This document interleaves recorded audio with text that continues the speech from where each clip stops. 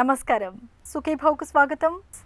ఈరోజు సుఖీభవలో పిల్లల పొట్టలో నులిపురుగుల, గుండెపోటు తర్వాత వ్యాయామం చేయకూడదా, వయసుతో పాటు చూపు తగ్గుతోందా, తరచూ గర్భస్రావం, సంతానం ఎలా, ఇంకా హెల్త్ టిప్. పిల్లలు 3 పూట్ల చక్కగా తింటున్నా సరే కొంతమంది ఏమాత్రం బరువు పెరగకుండా ఉంటారు. ఆకలి కూడా చక్కగానే ఉంటుంది, అయినా శారీరకంగా బలహీనంగా కనిపిస్తూ ఉంటారు.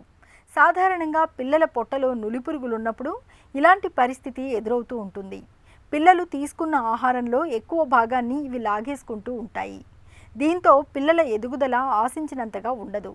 పిల్లల పొట్టలో నులిపురుగులు ఉన్నప్పుడు ఏం చేయాలో, ఎలాంటి వైద్య సాయం అవసరమవుతుందో ఇప్పుడు తెలుసుకుందాం.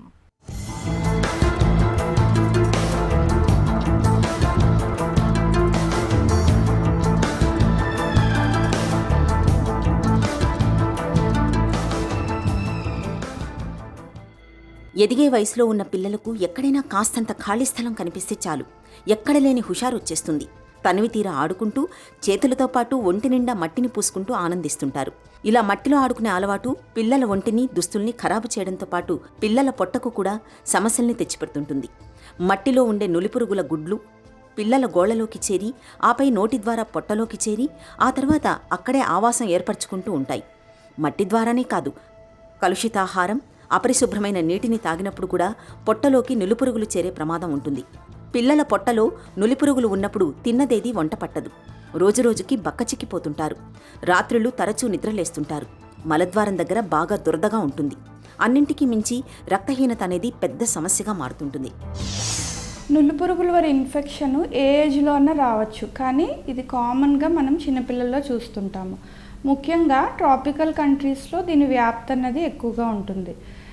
వీటికి నులిపురుగులు రావడానికి కారణాలు వచ్చేసి ముఖ్యంగా పరిశుభ్రత లేకపోవటం వల్ల, అంటే ఫీకో ఆరల్ ట్రాన్స్మిషన్ అంటాము. అంటే మలము ద్వారా కంటామినేట్ అయిన హ్యాండ్స్ని పిల్లలు నోట్లో పెట్టుకోవటం వల్ల ఆ ఎగ్స్ అన్నవి నోట్లోకి చేరి దాని తర్వాత స్టమక్లోకి వెళ్తాయి. సో ఇంటెస్టైన్స్లో అవి వర్మ్స్, అడల్ట్ వర్మ్స్ కింద మారుతాయి. సో ఈ విధంగా హ్యాండ్స్ యొక్క పరిశుభ్రత లేకపోవటం వల్ల కొన్ని రకాల నులిపురుగులు వస్తాయి. నెక్స్ట్ వచ్చేసి కాయగూరలు, పండ్లు సరిగా కడగకుండా పచ్చివి తిన్నప్పుడు కూడా మనకి ఈ ఎగ్స్ అన్నవి స్టమక్లోకి వెళ్తుంటాయి. నెక్స్ట్ ఈ కాయగూరలు, ఫ్రూట్ సలాడ్స్ అంటాం కదా, వెజిటేబుల్ సలాడ్స్ కానీ ఫ్రూట్ సలాడ్స్ కానీ ప్రిపేర్ చేస్తుంటారు. ఈ ప్రిపేర్ చేసే వ్యక్తుల్లో కూడా మనకి ఇన్ఫెక్షన్స్ ఉంటే వాళ్ళ కట్ చేసిన ద్వారా అవి ముట్టుకుని అవి తిన్న ద్వారా కూడా పిల్లల్లో రావచ్చు. నెక్స్ట్ వచ్చేసి చెప్పులు లేకుండా బేర్ ఫుట్తో సాయిల్లో ఆడుకుంటుంటారో ఆ మట్టిలోంచి ఆ ఎగ్స్ అన్నవి మనకి స్కిన్లోంచి బాడీలోకి ఎంటర్ అవుతాయి. ఈ నులిపురుగుల వల్ల చాలామందికి పిల్లల్లో బయటికి ఎటువంటి లక్షణాలు కనిపించకపోవచ్చు, కానీ వాళ్ళకి రక్తహీనత ఉండొచ్చు, ఎనీమియా, అంటే కొన్ని నులిపురుగులు హుక్వామ్స్ అంటాము, వాటిలో మనకి ఇంటెస్టైన్స్లో బ్లడ్ లాస్ ఉంటుంది. దానివల్ల మనకి ఎనీమియా వస్తుంది, గ్రోత్ అన్నది సరిగ్గా ఉండదు, ఆకలి అన్నది సరిగ్గా ఉండదు. నెక్స్ట్ వచ్చేసి ఇంకొంతమంది పిల్లల్లో మనకి ఈ రౌండ్ వామ్స్ అంటాము, ఇవన్నీ ఒక బాల్స్ లాగా చేరి పేగుల్లో అడ్డుపడతాయి. దీన్నే ఇంటెస్టైనల్ అబ్స్ట్రక్షన్ అంటాము. దీనివల్ల తరచుగా కడుపులో నొప్పి రావటము, వామిటింగ్స్ రావటము, లేదా ఒక్కొక్కసారి సర్జరీ పడే అవకాశాలు కూడా ఉంటాయి. ఇంకా రాత్రిపూట ఈ వామ్స్ అన్నవి మలద్వారం దగ్గరికి వస్తాయి. దానివల్ల ఇచ్చింగ్ వస్తుంది, దురద వస్తుంది. దీన్నే పెరియానల్ ఇచ్చింగ్ అంటాము. ఇవే ఈ వామ్స్ కొంచెం వెజైనా వరకు కూడా వెళ్తాయి ఆడపిల్లల్లో. సో ఆ వెజైనల్ ఏరియా అంటే మానం దగ్గర కూడా దురద అన్నది వస్తుంది. దీన్ని పెరియానల్ ఇచ్ అండ్ వెజైనల్ ఇచ్ అంటాము. సో దీనివల్ల ఏంటంటే పిల్లల్లో నిద్ర పట్టకపోవటము, sleep disturbances, and morning time స్కూల్కి వెళ్ళినప్పుడు వాళ్ళు స్కూల్లో పెర్ఫార్మెన్స్ తగ్గటము, ఇరిటబుల్గా ఉండటం లాంటివి చూస్తుంటాము. పిల్లల పొట్టలో ఏలికపాములు, నులిపురుగులు, కొంకిపురుగులు, బద్దెపురుగులని 4 రకాలకు చెందిన పురుగులు కనిపిస్తుంటాయి. బాణపొట్టతో ఉన్న పిల్లల్లో ఏలికపాములు ఎక్కువగా ఉంటాయి. వీటితో మలద్వారంలో దురద మినహా పెద్దగా సమస్యలేమీ ఉండవు. అయితే ఒక్కోసారి ఏలికపాములు ఊపిరితిత్తుల్లోకి చేరే ప్రమాదం ఉంటుంది. ఇలాంటప్పుడు ఉబ్బసం, ఫిట్స్ వచ్చే అవకాశం ఉంటుంది. అలాగే కొంకిపురుగులు ఉన్నప్పుడు రక్తహీనత అన్నది సమస్యగా మారుతుంది. మట్టి తినే అలవాటు ఉన్న పిల్లలకు కొంకిపురుగుల బెడద ఎక్కువగా ఉంటుంది. ఇక మాంసాహారాన్ని సరిగ్గా ఉడికించకుండా తిన్నప్పుడు పిల్లల పొట్టలో బద్దెపురుగులు చేరే అవకాశం ఉంది. బద్దెపురుగులు పొట్టలో ఉన్నప్పుడు తలపోటు, మెదడులో కణితులు ఏర్పడే అవకాశాలుంటాయి. పిల్లల పొట్టలో నులిపురుగులు ఉన్నప్పుడు పిల్లలతో పాటు పెద్దలందరూ ఆల్బెండజోల్ మాత్రల్ని కానీ సిరప్లను కానీ తీసుకోవాలని చెబుతారు డాక్టర్లు. నులిపురుగులు రాకుండా ఉండాలంటే మనము హైజీన్ అన్నది ఇంపార్టెంట్. ముఖ్యంగా హ్యాండ్ వాష్, చేతుల పరిశుభ్రత అన్నది చాలా ఇంపార్టెంట్. అంటే ఆహారం తీసుకునే ముందు మరియు విరోచనం వెళ్ళిన తర్వాత సబ్బుతో చేతులు కడుక్కునేలాగా పిల్లలకి అలవాటు చేయాలి. నెక్స్ట్ వచ్చేసి పిల్లలకి నెయిల్స్ అనేవి ఫ్రీక్వెంట్గా కట్ చేస్తూ ఉండాలి. ఎందుకంటే మోస్ట్ ఆఫ్ ద టైమ్స్ ఈ ఎగ్స్ అన్నవి గోళ్ళల్లో ఉండిపోయి పిల్లల చేతులు ఆహారం తినే టైంలో కానీ లేదా నోట్లో వేలు పెట్టుకునే అలవాటు అలాంటివి ఉంటాయి కదా పిల్లలకి, దానివల్ల ఎగ్స్ అన్నవి నోట్లోకి చేరి స్టమక్లోకి చేరుతాయి. సో నెయిల్ కట్టింగ్ కూడా చాలా ఇంపార్టెంట్. నెక్స్ట్ వచ్చేసి ఫ్రూట్స్ కానీ వెజిటబుల్స్ కానీ మనం రన్నింగ్ వాటర్లో బాగా కడుక్కోవాల్సి ఉంటుంది.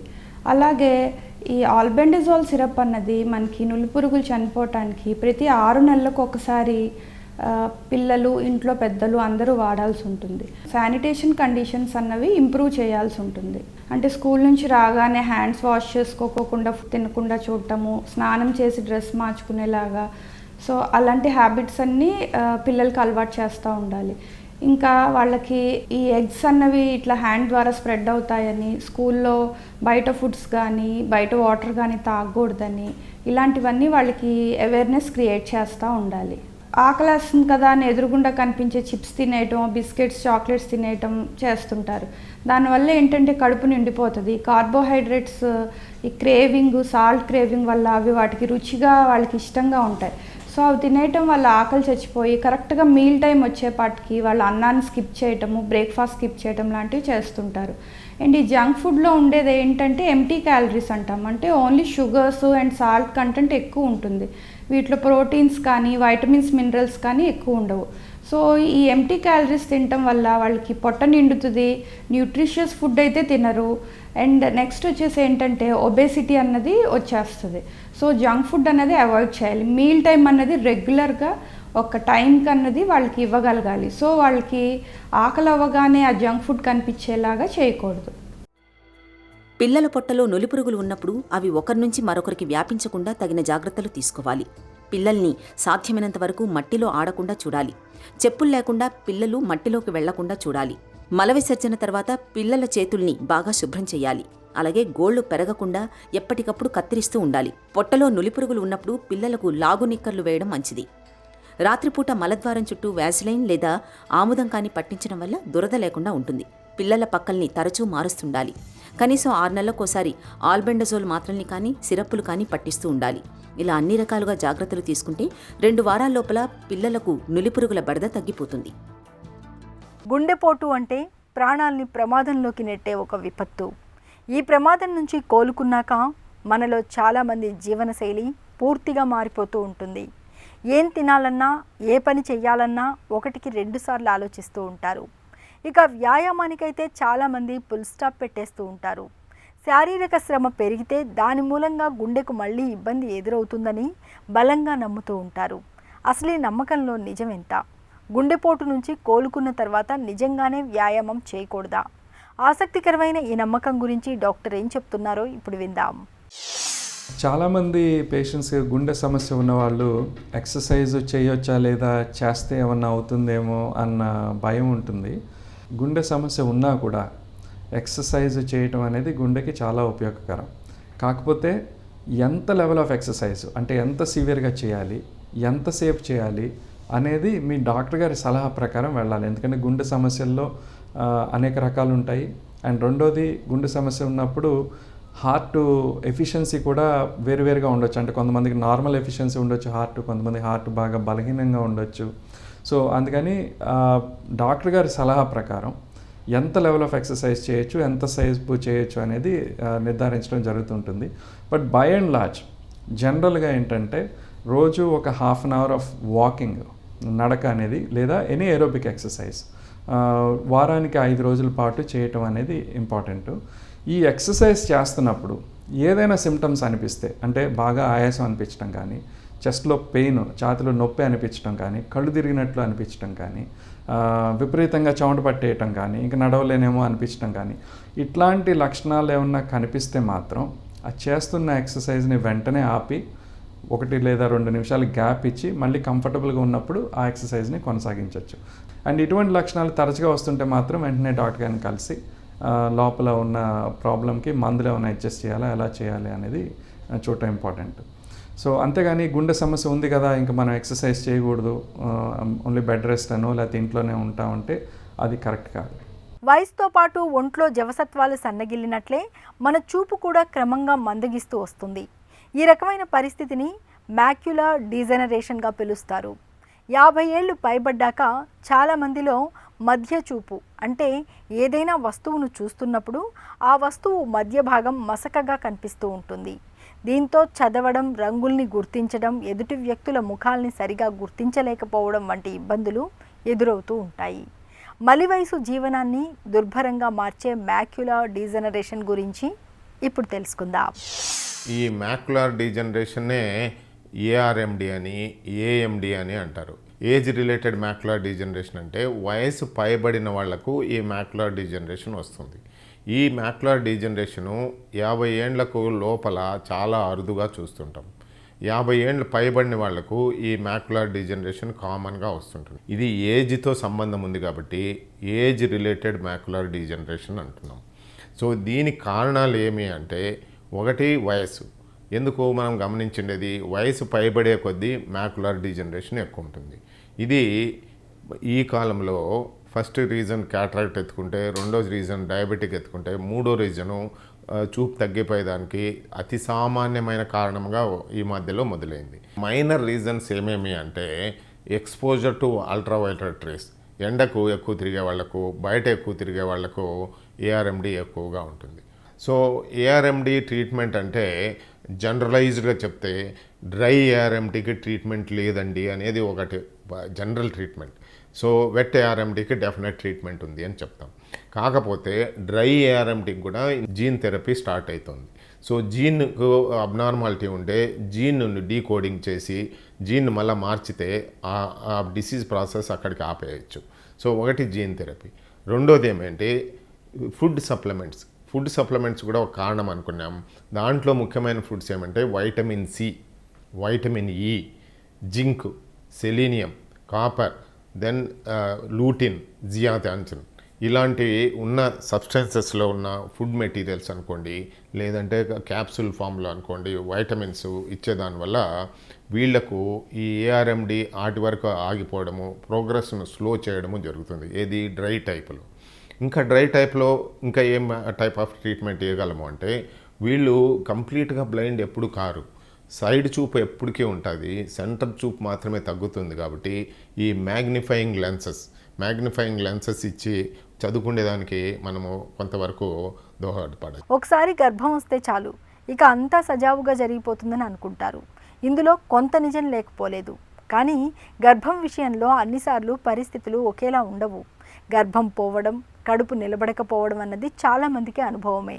ఈ నేపథ్యంలో తరచూ గర్భస్రావం జరగడానికి వెనుక కారణాలేమిటో, తర్వాతి గర్భాన్ని కాపాడుకునేందుకు ఏం చేయాలో, ఎలాంటి జాగ్రత్తలు తీసుకోవాలో డాక్టర్ని అడిగి ఇప్పుడు తెలుసుకుందాం.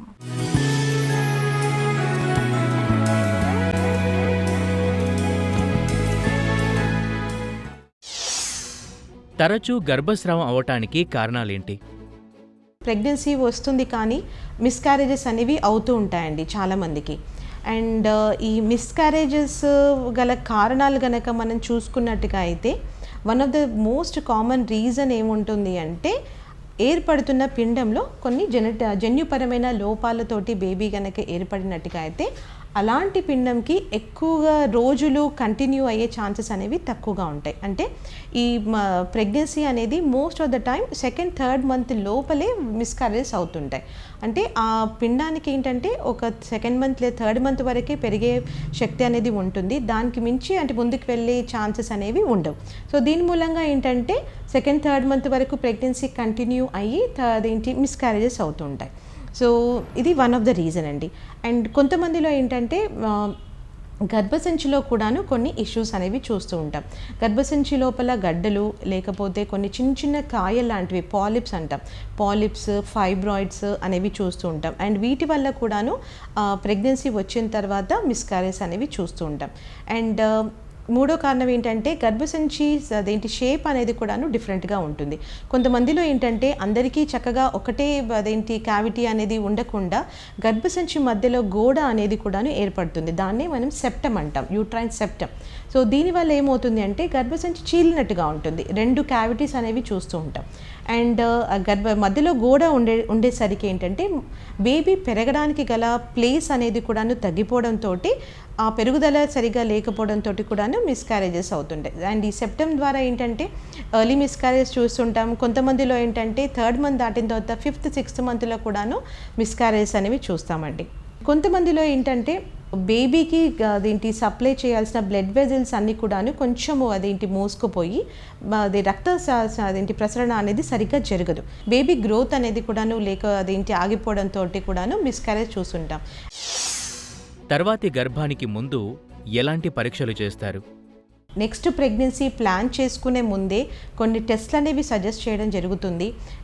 ఈ టెస్ట్లలో కూడాను అదేంటి 3D అల్ట్రాసౌండ్ ఆఫ్ యూట్రస్ అనేది చేస్తాము. అండ్ దీని ద్వారా యూట్రస్లో ఏమైనా గడ్డలు ఉన్నాయా, లేకపోతే సెప్టమ్ ఉందా, పాలిప్స్ ఉన్నాయా అనేది చూసుకుంటాము. అండ్ అది క్యారోటైపింగ్ టెస్ట్ అనేది సజెస్ట్ చేస్తాము. దీని మూలంగా ఏమైనా జన్యుపరమైన లోపాలు అండ్ మదర్ అంటే బేసిక్గా కపుల్స్లో ఏముందా అనేది చెక్ చేస్తాము. అండ్ బ్లడ్ టెస్ట్ ద్వారా మనం ఈ హార్మోనల్ ఇవాల్యుయేషన్ అండ్ ఈ యాంటీబాడీ టెస్టింగ్ అనేది చేసుకొని కారణం ఏంటనేది కూడాను ముందుగానే తెలుసుకునే అవకాశం ఉంటుందండి.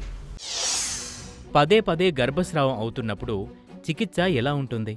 మనం ఒకసారి మిస్క్యారేజెస్ ఎందుకు అవుతున్నాయి అనేది టెస్ట్లు చేసుకున్న తర్వాత మనకు ఏదైనా దీనికి రీజన్ కనుక ఈ టెస్ట్ల ద్వారా మనకి బయటపడినట్టుగా అయితే వాటికి సంబంధించిన ట్రీట్మెంట్ అనేవి ప్లాన్ చేస్తాం. బట్ చాలా మందిలో ఏమవుతుంది అంటే టెస్ట్లన్నీ చేసిన తర్వాత కూడాను ఏ ఒక్క టెస్ట్లో కూడాను మనకి రీజన్ అనేది బయటపడకపోవచ్చు. అంటే కపుల్స్ క్యారోటైపింగ్ అనే జెనెటిక్ టెస్టింగ్ అనేది చేసినా ఇద్దరిది నార్మల్ ఉంటుంది, యూట్రస్ ఇవాల్యుయేషన్లో అంతా కూడా చక్కగా ఉంటుంది, యాంటీబాడీస్ అని టెస్ట్ చేసినా, హార్మోనల్ ఇవాల్యుయేషన్ చేసినప్పుడు కూడాను బాగానే అన్నీ కూడా నార్మల్ రావచ్చు. బట్ అలాంటప్పుడు ఏంటంటే మనకి తెలియని వన్ ఆఫ్ ద రీజన్ ఏముంటుందంటే ఏర్పడుతున్న పిండంలో జెనెటిక్ ఇష్యూస్ అనేవి ఉండొచ్చు. ఈవెన్ దో ద కపుల్ యొక్క అదేంటి క్యారోటైపింగ్ నార్మల్ ఉన్నంత మాత్రాన అదేంటి బేబీలో అదేంటి ప్రాబ్లం ఉండొచ్చు. అలాంటప్పుడు వన్ ఆఫ్ ద ట్రీట్మెంట్ మేము ఏం సజెస్ట్ చేస్తాము అంటే మనకు అదేంటి IVF పద్ధతి ద్వారా అంటే ఎగ్ స్పర్మ్ తీసుకొని ఎంబ్రియోని క్రియేట్ చేసుకొని ఆ ఎంబ్రియోని మనము ముందుగానే ల్యాబ్లో టెస్ట్ చేస్తాం. దాన్నే మనము pre implantation genetic testing for aneuploidy అంటామండి, PGTA అంటాం. సో ఈ PGTA పద్ధతి ద్వారా ఏంటంటే మనకు ఆ ఏర్పడిన పిండంలో ఏమైనా జన్యుపరమైన లోపాలు ఉన్నాయా లేదా అనేది ముందుగానే తెలుస్తుంది. అండ్ తెలిసిన తర్వాత ఏ ఎంబ్రియో అంటే ఆ పిండము అనేది జెనెటిక్గా నార్మల్ ఉంటుందో ఆ ఎంబ్రియోనే మనం సెలెక్ట్ చేసి గర్భసంచిలో పెట్టడం జరుగుతుంది. సో జెనెటిక్గా నార్మల్ ఉన్న అదేంటి ఎంబ్రియోని మనం పెడుతున్నాం కాబట్టి అలాంటి ఎంబ్రియోస్కి చక్కగా అతుక్కొని ప్రెగ్నెన్సీ కంటిన్యూ అయ్యే ఛాన్సెస్ కూడాను చాలా ఎక్కువగా ఉంటాయండి. మిస్క్యారేజెస్ అయ్యే ఛాన్సెస్ కూడాను చాలా తగ్గిపోతాయి. So this is one of the treatment అనేది మనం సజెస్ట్ చేస్తాం. అండ్ మనకు చేసిన టెస్ట్లలో ఏదైనా అదేంటి ప్రాబ్లం బయటపడినట్టుగా అయితే దానికి సంబంధించిన మెడిసిన్స్ అండ్ ఇంజెక్షన్స్ కూడా ప్లాన్ చేస్తాం. అంటే యాంటీబాడీ టెస్టింగ్లో ఏమైనా బయటపడినట్టుగా అయితే కొన్ని లో మాలిక్యులర్ వెయిట్ హెపారిన్ అనేది సజెస్ట్ చేయడం, ఎకోస్ప్రిన్ అనేది అదేంటి ఆస్ప్రిన్ అనే ట్యాబ్లెట్ సజెస్ట్ చేయడం, ఇవన్నీ చేసి ప్రెగ్నెన్సీ అనేది అదేంటి వచ్చిన తర్వాత కూడాను కంటిన్యూ చేసి ఆ ప్రెగ్నెన్సీని చక్కగా మానిటర్ చేసుకుంటూ అదే ట్రీట్మెంట్ చేయడం జరుగుతుంది. తరచూ గర్భస్రావాలు అవుతున్న మహిళలకు ఆధునిక వైద్యం ఇస్తున్న భరోసా ఏంటి?